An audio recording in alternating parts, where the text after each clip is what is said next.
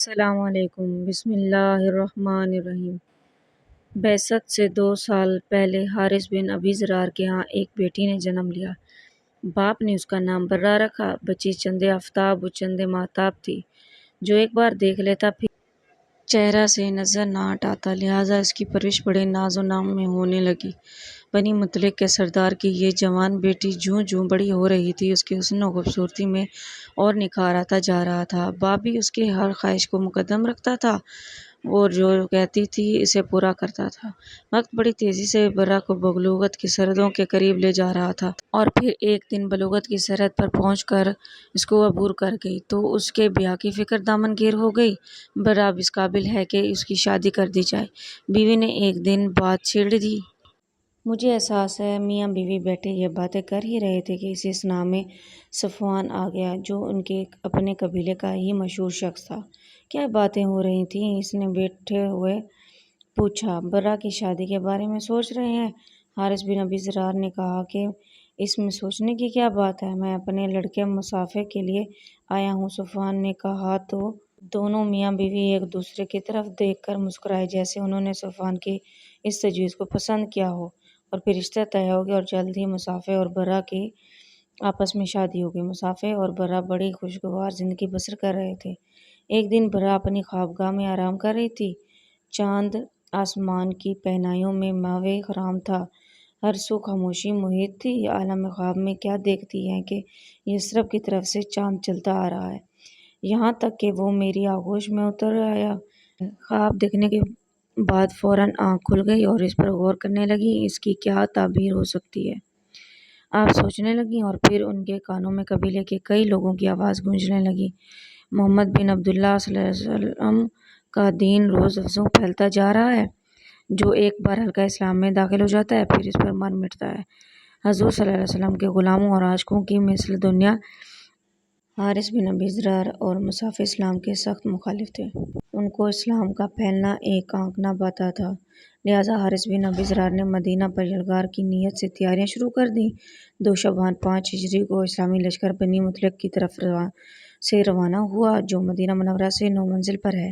اس لشکر میں 1000 مجاہدین، مہاجرین کا جھنڈا حضرت صدیق اکبر اور انصار کا علم حضرت سعد بن عبادہ رضی اللہ تعالیٰ عنہ کو عطا فرمایا۔ اس غزہ میں حضور اکرم صلی اللہ علیہ وسلم کے ہمراہ امہات المومنین حضرت عائشہ صدیقہ رضی اللہ تعالیٰ عنہا اور حضرت ام سلمہ رضی اللہ تعالیٰ عنہا بھی تھیں۔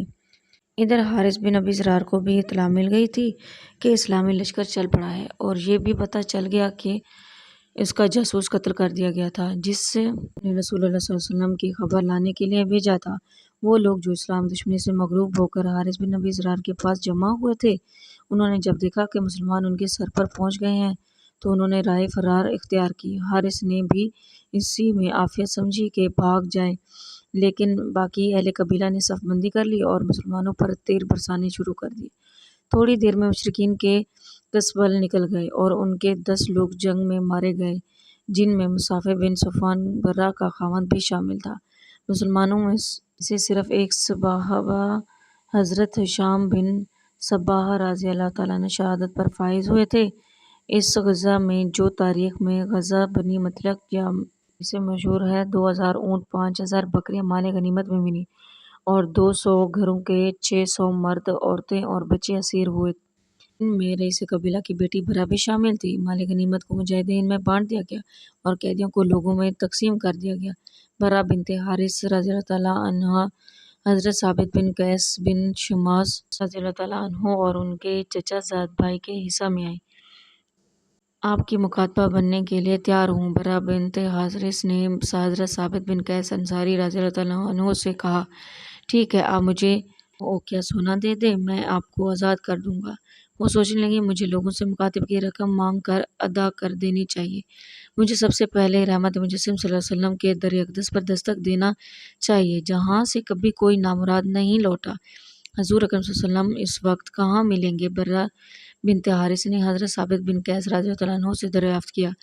حارث بن ابی ذرار جو غزوہ بنی مطلق کے وقت بھاگ گیا تھا، اسے جب پتہ چلا کہ اس کی بیٹی کو کنیزہ بنا کر لے گئے ہیں تو وہ اپنی بیٹی کے فدیہ میں چند اونٹ لے کر مدینے کی طرف چل پڑا۔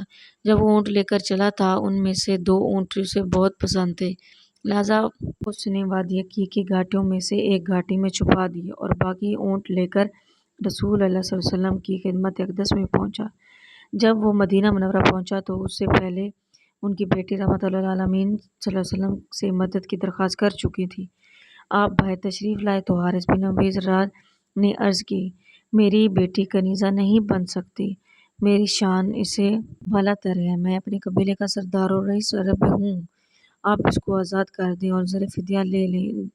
وہ 2 اونٹ کہاں ہیں جو تم راستے میں چھپائے ہو؟ رسول اللہ صلی اللہ علیہ وسلم نے دریافت فرمایا اور اس گھاٹی کا نام بھی بتا دیا جہاں انہیں چھپا دیا تھا۔ آپ کو کس نے اطلاع دی ہے؟ بے شک آپ اللہ کے رسول ہیں، حارث بن ذرار نے کہا اور مسلمان ہو گیا۔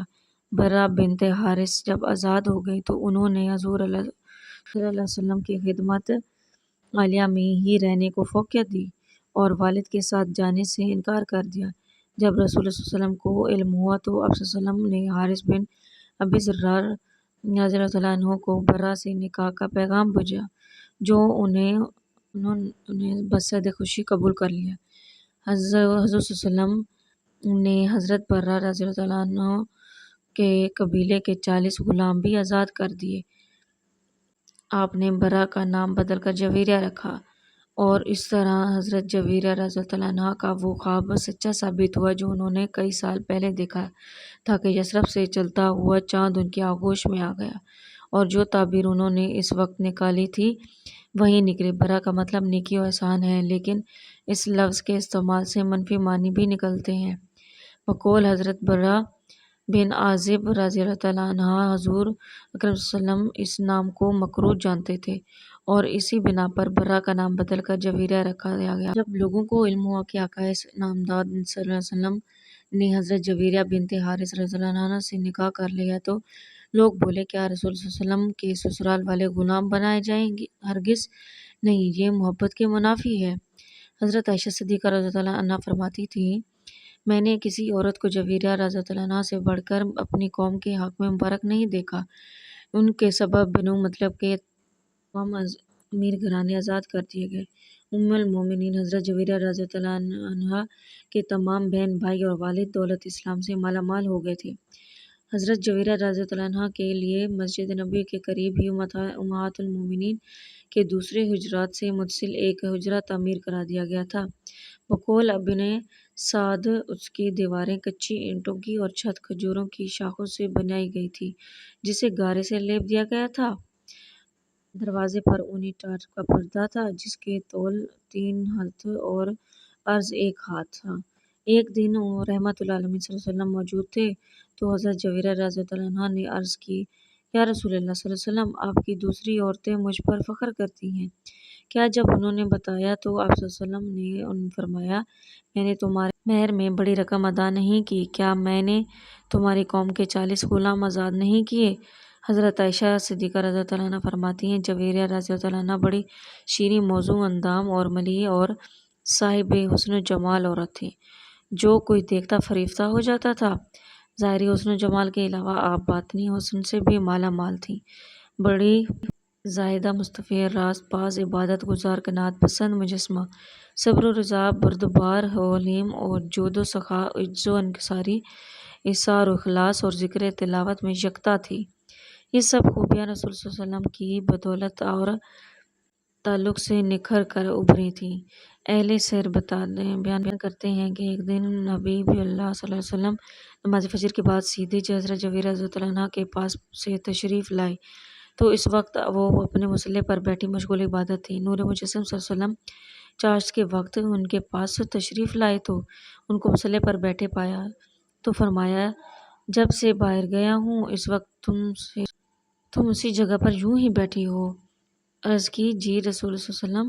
زوجہ محترمہ کی بات سنی تو ارشاد فرمایا، جس وقت سے میں تمہارے پاس سے گیا ہوں ابھی تک 4 کلمے میں نے پڑھے ہیں، اگر ان کے ساتھ موازنہ کیا جائے جو تم نے اب تک پڑھے ہیں تو یقیناً وہ 4 کلمے وزنی ہوں گے۔ میرے ماں باپ آپ صلی اللہ علیہ وسلم پر قربان، وہ کون سے کلمات ہیں؟ اے اللہ کے حبیب صلی اللہ علیہ وسلم، حضرت جبیرہ بنت حارث رضی اللہ عنہ نے عرض کیا اور ہمتاً گوش ہو گئی۔ آپ صلی اللہ علیہ وسلم نے ارشاد فرمایا، وہ کلمات یہ ہیں: سبحان اللہ عدد ما خلقہ، سبحان اللہ رضا نفسہ، سبحان اللہ نیت اشیاء، سبحان اللہ مدد کلمات۔ بتانے کا مقصد یہ تھا کہ اپنے ذکر میں ان کلمات کو بھی شامل کر لیں جو بظاہر کم ہیں لیکن مدلول زیادہ ہیں۔ ام المومنین حضرت سیدنا جبیرہ بنت حارث رضی اللہ عنہ روحانی بالغی اور تزکیہ نفس کی خاطر نفلی روزے کا اہتمام فرماتی تھی، خاص طور پر جمعۃ المبارک کو روزہ رکھتی تھی۔ ایک مرتبہ جمعۃ المبارک حضور اکرم صلی اللہ علیہ وسلم ان کے یہاں تشریف لے گئے اور اس دن ان کا روزہ تھا۔ پوچھا، گزشتہ کل روزہ رکھا تھا؟ نہیں یا رسول صلی اللہ علیہ وسلم۔ انہوں نے جواب دیا، کیا آنے والے کل کو روزہ رکھنے کا ارادہ ہے؟ رسول صلی اللہ علیہ وسلم نے دریافت کیا، جی، ارادہ تو نہیں۔ حضرت جبیرہ رضی اللہ عنہ نے عرض کیا تو فرمایا، افطار کر دو۔ حکم کی دیر تھی کہ انہوں نے روزہ افطار کر لیا۔ اس سے امت تعلیم مقصود تھی کہ کسی خاص دن کو نفلی روزے کے لیے مخصوص نہیں کر لینا چاہیے تاکہ یہود و نصارہ کے ساتھ مشابہت کا موجب نہ ہو جائے، کیونکہ وہ معین دن کی تعظیم کرتے ہیں۔ یہ معین دن ہفتہ اور اتوار ہے۔ نیز روزہ جمعہ روزہ عید ہے، جیسا کہ حدیث پاک میں ہوا ہے، لہٰذا اس دن روزہ رکھنا مناسب نہ ہوگا۔ ایک مرتبہ رسول اللہ صلی اللہ علیہ وسلم حضرت جبیرہ رضی اللہ عنہ کے گھر تشریف لے گئے اور پوچھا کہ کچھ کھانے کو ہے؟ میری کنیزہ نے صدقہ کا گوشت دیا تھا، وہیں رکھا ہے، اس کے سوا اور کچھ نہیں۔ انہوں نے عرض کیا تو فرمایا، اسے اٹھا لاؤ، کیونکہ صدقہ جس کو دیا گیا تھا اس کو پہنچا گا۔ مومنین حضرت جبیرہ بنت حارث حضور اکرم صلی اللہ علیہ وسلم کی زوجیت کی رونقت سے بھرپور فضاؤں میں بے مثل زندگی گزار رہی تھی۔ وہم و گمان بھی نہیں تھا کہ یہ حسین و خوشگوار زندگی صرف 6 سالوں پر محیط ہے اور اس کے بعد وہ بیوگی اور جدائی کا داغ دے کر اپنے رفیق اعلیٰ کے پاس تشریف لے جائیں گے۔ جب رسالت مآب صلی اللہ علیہ وسلم نے وصال فرمایا تو دنیا اندھیر ہو گئی۔ یقین نہیں آتا تھا کہ آنکھیں جو دیکھ رہی ہیں وہ حقیقت ہے۔ دل میں ہول اٹھتا تھا، آنکھوں سے اشک رواں تھے، لیکن لبوں پہ یہ الفاظ تھے، اے باری تعالیٰ، تو جس حال میں مجھے رکھے میں ویسے ہی راضی ہوں، مجھے حوصلہ عطا فرما۔ اس وقت ان کی عمر مبارک 26 سال کی تھی۔ زندگی کی طویل راہیں سامنے پھیلی ہوئی تھیں۔ تھوڑے ہی فاصلے پر حجرہ حضرت عائشہ رضی اللہ تعالیٰ عنہا میں محبت کرنے والا شوہر اللہ کا محبوب رحمت للعالمین اور خاتم الانبیاء صلی اللہ علیہ وسلم ابدی آرام فرما رہے تھے۔ جب فراق و جدائی کی کسک بہت تاب کر دیتی اور ملاقات کو دل چاہتا تو ام المومنین سیدہ حضرت جبیرہ رضی اللہ عنہا اپنے حجرے سے باہر نکل کر حجرہ عائشہ میں تشریف لے جاتی، سلام عرض کرتی، قدموں میں بیٹھ جاتی، بے اختیار آنکھوں میں آنسوں کے ستارے جھلملانے لگتے، دل میں باتیں کرنے لگتی، یوں احساس ہوتا جیسے محبوب صلی اللہ علیہ وسلم کے قریب بیٹھے باتیں سن رہی ہوں۔ دل تو نہیں چاہتا تھا کہ وہاں سے اٹھیں، لیکن بادل نخواستہ اٹھنا پڑتا اور پھر اپنے حجرے میں تشریف لے جاتی اور یاد الہی میں مصروف ہو جاتی۔ حالات کچھ بھی تھے، لیکن امہات المومنین حضرت صلی اللہ علیہ وسلم جو موجود تھیں ان کی بدرجہ اولیٰ عزت و تکریم کی گئی، ان کی ضروریات کا دھیان رکھا گیا، ان سے رہنمائی حاصل کی گئی اور ہر خلیفہ کی یہ کوشش رہی کہ ان کو کوئی تکلیف نہ پہنچے۔ حضرت امیر معاویہ رضی اللہ عنہ تو امہات المومنین رضی اللہ تعالیٰ عنہ کی خدمت باعث افتخار و سعادت سمجھتے تھے۔ انہوں نے حضرت سیدہ جبیرہ رضی اللہ عنہ کا سالانہ وظیفہ 12,000 مقرر کر رکھا تھا، اس کے علاوہ بھی تحائف ارسال کرتے رہتے تھے۔ حضور اکرم صلی اللہ علیہ وسلم سے سیدہ حضرت جبیرہ رضی اللہ عنہ کو جدا ہوئے 45 سال ہو گئے، اس وقت ان کی عمر 71 سال تھی۔ یہ ربیع الاول 56 ہجری کا واقعہ ہے۔ سوچ رہی تھی کہ اس مہینے میں آقائے نامدار صلی اللہ علیہ وسلم سے جدا ہوئی تھی۔ یہاں پہنچ کر ان کی سوچیں گہری ہو گئیں۔ محبت اور اتباع کی یہ بھی تو صورت ہے کہ اس مہینے بلاوا آ جائے، اور پھر بلاوا آ گیا۔ طویل جدائی کے بعد اب اصل کا وقت آ گیا تھا۔ آپ صلی اللہ علیہ وسلم پہلے سے تیار تھے اور پھر روح قدس انصری سے پرواز کر گئیں۔ ان دنوں حضرت امیر معاویہ رضی اللہ عنہ کی طرف سے مدینہ منورہ میں مروان بالحکم حاکم تھا۔ انہوں نے ام المومنین سیدہ حضرت جویرہ بنت حارث رضی اللہ عنہ کی نماز جنازہ پڑھائی اور جنت البقیع میں دفن ہو گئی۔ کتب معتبرہ میں ان سے 7 احادیث مروی ہیں، جن میں سے 2 بخاری شریف میں، 2 مسلم شریف میں اور 3 دیگر کتب میں ہیں۔ آپ رضی اللہ عنہ کے بہن بھائی بھی مسلمان ہو گئے تھے۔ ان کے بھائی حضرت عمر بن حارث رضی اللہ عنہ سے ایک حدیث پاک مروی ہے، کہتے ہیں کہ اللہ کی قسم، رسول اللہ صلی اللہ علیہ وسلم نے وصال کے وقت نہ دینار چھوڑا، نہ درہم، نہ غلام، نہ لونڈی، نہ اور کوئی چیز، صرف ایک سفید خچر تھا یا ہتھیار تھے یا کچھ زمین تھی جسے آپ صلی اللہ علیہ وسلم صدقہ فرما دیا تھا۔ صدقہ فرما دیا تھا۔ حضرت عمر بن رضی اللہ عنہ کی بہن سے بھی درج ذیل احادیث مروی ہیں۔ رسول صلی اللہ علیہ وسلم نے فرمایا کہ دنیا بظاہر بڑی شاداب اور شیریں معلوم ہوتی ہے، اللہ ہمیں نیکوکاروں میں شامل فرمائے اور ہمارا خاتمہ بالخیر فرمائے، آمین۔ کمنٹ باکس میں اللہ تعالیٰ کی 99 نام